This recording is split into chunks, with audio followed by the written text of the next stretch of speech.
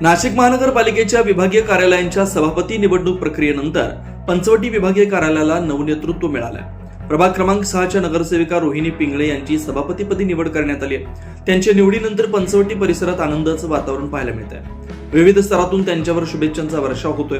सभापती पदाचा पदभार स्वीकारल्यानंतर रोहिणी पिंगळे यांनी तात्काळ कामकाजाला सुरुवात करत पंचवटी विभागीय कार्यालयाची सविस्तर पाहणी केली। यावेळी कार्यालयातील विविध विभागांची माहिती घेत नागरिकांच्या प्रश्नांबाबत अधिकाऱ्यांशी चर्चा करण्यात आली। विशेष म्हणजे पदभार स्वीकारताच त्यांनी अधिकाऱ्यांची तातडीची बैठक बोलावून परिसरातील प्रलंबित प्रश्न, स्वच्छता, पाणीपुरवठे, रस्ते, आरोग्य सुविधा आणि नागरिकांच्या मूलभूत समस्यांवर सखोल आढावा घेतला। नागरिकांच्या अडचणी त्वरित सोडवण्यासाठी प्रशासनाने अधिक जबाबदारीने काम करावं अशा सूचना त्यांनी अधिकाऱ्यांना दिल्याची माहिती समोर येते। सभापती पदाच्या स्वागतासाठी पंचवटी विभागीय कार्यालयात आकर्षक फुलांची सजावट करण्यात आली होती। कार्यकर्ते, नागरिक, अधिकारी आणि पदाधिकाऱ्यांनी रोहिणी पिंगळे यांची भेट घेत त्यांना पुढील कार्यकाळासाठी मनपूर्वक शुभेच्छा दिल्या। यावेळी अनेकांनी प्रतिक्रिया देताना रोहिणी पिंगळे यांच्या नेतृत्वाखाली पंचवटी विभागाचा अधिक वेगाने विकास होईल तसेच सर्वसामान्य जनतेचे प्रश्न प्राधान्याने मार्गी लागतील असा विश्वास व्यक्त केला।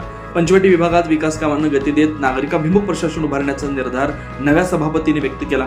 त्यांच्या कार्यकाळाकडे आता संपूर्ण पंचवटीकरांचं लक्ष लागलंय। अनुभव म्हणजे मी आता पूर्ण पंचवटी विभागात आपल्या हे फिरली आहे। सगळ्या अधिकाऱ्यांशी ओळख करून घेतली आहे। सगळ्या अधिकाऱ्यांची ओळख करून घेतली आणि त्यांची आता मीटिंग ठेवली।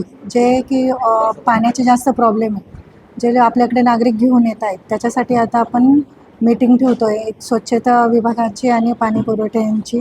आणि प्रत्येक याच्यात जाऊन आता आपण सगळ्यांची भेट घेऊन ओळख करून आलो आहे, यांचे नंबर वगैरे घेऊन आलो की जेणेकरून कोणाला काही प्रॉब्लेम आलाच तर आपण ताबडतोब त्या गोष्टीवर सोल्युशन काढून त्यांना फोन करून आपल्या जे नागरिकांचे त्यांची तिथले तिथेच म्हणजे प्रॉब्लेम सॉल्व्ह होईल असं हे केलं। पंचवटी प्रभागामध्ये अनेक स्लम भाग आहे, तिथे सुलभ शौचालयाचा सर्वात मोठा विषय आहे, तो कसा आपण हाताळणार?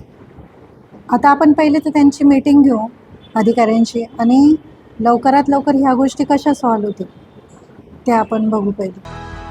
9 न्यूज महाराष्ट्रासाठी प्रतिनिधी योगेश महाजन, नाशिक।